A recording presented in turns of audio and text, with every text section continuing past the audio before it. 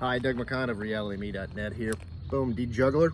And what we're doing is I've reopened this book, Contact Juggling by James Ernest. Now, if you look in the preface, this is from 1990. And if you look in his foreword, it says, this book, I am indebted to the SCA, Society for Creative Anachronisms, for providing me with an audience whenever I've wanted to perform, and to Michael Motion. Jugglers know Michael Motion. Common people know Fushigi, because there's a political story behind all that. Anyhow, I'm happy for Fushigi because it popularized contact juggling amongst non-jugglers. It's a gimmick. What this is teaching is what Michael Motion did in Labyrinth with when David Bowie had the ball floating on his fingers. It was actually David Bowie's hands were behind his back. Michael Motion had his arm through David Bowie's, wearing a leather glove, unable to see, doing the manipulations. They were physical manipulations. This is before, Labyrinth was before all the modern CGI we have. Obviously there was some CGI in Labyrinth in that when the ball floats away, that's animation or something. But all the manipulation on David Bowie's hand was actually Michael Motion's hand, M-O-S-C-H-E-N. It's not a stage name. It just happens to sound like Motion, and he happens to be a choreographer. Now, this guy, James Ernest, I believe, it says, and to Michael Motion, whose contributions to the film Labyrinth first inspired me to learn. I thought the story was that this guy was one of Michael Motion's apprentices, and Michael Motion taught, and Michael Motion hates contact juggling. He likes it to be called dynamic manipulation. And I thought this was one of his apprentices who took his work, published it, making Michael Motion unhappy, and put in this book for us to learn. And then people like me bought the book around 1990 and failed to actually read it, just looked at the pretty pictures. And that's, you've got nice, you got nice pretty pictures like that. And then in the beginning he has a chapter on what is juggling, and which is interesting information. Then part one is what we did yesterday, which was the butterfly. And what I had done was I had gotten to page 8 and 9, which looks like this, 8 and 9, and I saw this and I go, oh, that's how they do it. And I looked at the pictures and I said, I'll figure this out. And I started working through this motion where the elbows lead the hands. So the elbows go first, right hand goes in front of me, then in front of the left hand, then behind the left hand, then in front of the left hand. Turns out this has nothing really to do with contact juggling. This is the basic motion that you're going to get in the butterfly, but this is a Middle Eastern dance. And he had this in the book to get you used to this direction, this motion that you're going to be using in your contact juggling. So that was part one, was just to limber up, use this as an exercise to study form, make sure the elbows are in the right place, make sure the hands are in the right place. Just like juggling, there's a plane here, everything should be happening here, not all over the place. It should be nice and smooth. The hands should be crossing at the same level. If one's down here and one's up here, you're not doing it. If this elbow, if you're doing this, but this elbow's out here and it's not right, you're looking for some symmetry. And that was a Middle Eastern dance, and I never read the words, so how would I know? Part two is to get your practice ball. Now, I'm over gravel, so instead of using my crystal ball that I love working with this so much, and it's such a pleasure, I've got a stage ball. This ball is a hard silicone ball that's designed if I drop it, kind of thuds to the ground. It's round, it'll roll. If I'm on a hill, it'll roll away, but it's not going to bounce. So the exercise is to hold your right hand in this position. And then you're taking your fingers and you're creating what's called the cradle, which is basically between these two knuckles. These knuckles and these three fingers are going to hold the ball, and you do it by dropping that middle finger down a little bit. So the ball just rests right there. Now I've always done this wrong, so I practice the cradle like this. And it may be because I use larger balls. A good practice ball, you can get a pool ball. They're a little small, but they're a good weight, and they've got the right smoothness to it. But the idea is to learn to cradle it like that. So, and then you want to hold it. And with contact juggling, this is an illusion. A lot of this is illusion. So you don't want to block the ball from the audience. The people watching it need to see the ball at all times. That's why if you hold the ball, you're not going to hold the ball and say, look, I have a ball. All the audience sees is that you have fingers.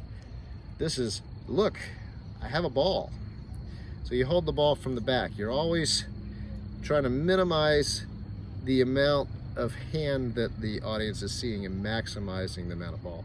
So the exercise, part 2 exercise, is to hold it in the cradle and then toss it up and catch it. And you want to be in the plane. Again, just like juggling, you don't want to catch it out here and catch it back here.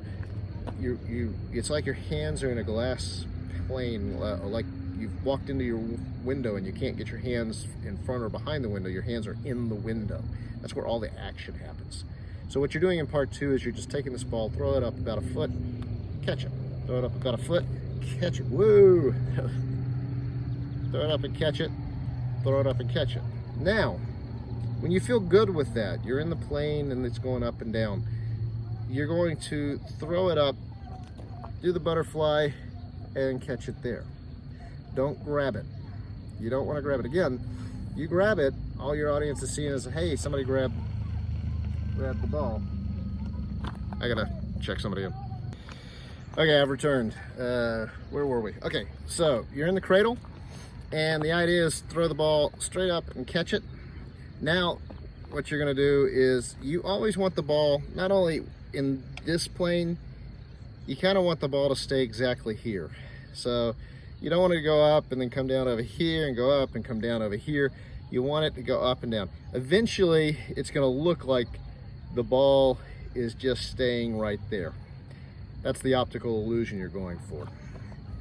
Now, when your next move is going to be to do the butterfly, so you're going to throw it up. It's going to go up about a foot. Your elbow's going to lead. Notice your elbow's pulling through to change the direction of the hand. It's not that your hand's going way over here. It's your elbow sliding over here, which turns your hand upside down, and the ball lands like that. And then you throw it up. Your elbow leads. Your elbow goes out. That's that dance move we were talking about. The elbow goes out, and the ball lands right there. So let's try it. Ball goes up, elbow moves over, ball goes up, elbow moves over. And that's the exercise you're doing. Again, get it up in the air. Eventually you're gonna keep it lower, but right now what we're doing is we want it to go up and we want to catch in that cradle. Remember these 3 fingers, you're lowering the middle finger a little bit, you're creating a little bit of a bowl between the knuckles and the fingers. And you're doing the opposite when you go the other way. So if you look that way, you've got these same 3 fingers, not 4 like I used to do. These 3, and this one's a little lower, and you kind of right where the knuckles would be. You're not in the palm of the hand, you're on the fingers. So, ball up, elbow over, ball up, elbow over, and just practice that a whole lot. You're gonna do that with both hands. You're gonna do your left hand too. And again, try not to do this. My left hand's weaker. I'm right dominant, and I haven't practiced my left nearly as much as I practiced my right. So my inclination is to say, oh, let's put that up there. Again, what you're creating is the audience is not seeing the ball, they're seeing your finger. You want the finger down, you wanna use the cradle of these 3 fingers to keep that ball where it's supposed to be, right there against the knuckles. So control that pinky, get those 3 fingers there, throw it up in the air, catch it. Throw it up in the air, catch it. Just practice that a whole lot. This is like when you're learning to juggle a cascade and your teacher gives you 1 ball and says, this is juggling. And you're going, this is 1 ball, this is catching. It's juggling. You've got to learn to get that ball straight up to land in the trajectory that it's supposed to be, straight up, straight down. Throw it up, catch it. Smoothly. See that my pinkies wanted to go. Throw it up, catch it. Throw it up, catch it. Once you get that pretty good, you're gonna throw it up You're going to bring that elbow through, not the hand. You're not doing this. You're doing this. The hand's pretty much staying right where it is. The elbow is coming through. You've got your cradle here. You go up, let that elbow go through, catch it. See, that pinky's wanting to come up. Catch it in your cradle of these 3 fingers and practice that. Go up, pick up the ball. Good for the abs. Man, do I have a lot of abs. All right, so here we go. Throw it up. So, that's step 2 to learning your contact juggling. Step 1, the Middle Eastern dance, the butterfly. This is the butterfly move. And this is a Middle Eastern dance. Limber up, make sure the elbows are always leading. The wrist follow the elbows. The hands follow the elbows. Then you're going to step 2. Cradle the ball in your 3 fingers. Catch it up. This is like 2A. 2B, do the other side. Learn to throw, switch it. You've got to be ambidextrous with this one, so do both hands. Practice your left hand as your non-dominant hand, practice it more than your dominant hand. And then you're going to take that one and you're going to follow that elbow through. Eventually you're going to get to a whole bunch of weird stuff, but that's your contact juggling for the day. You've been watching Doug.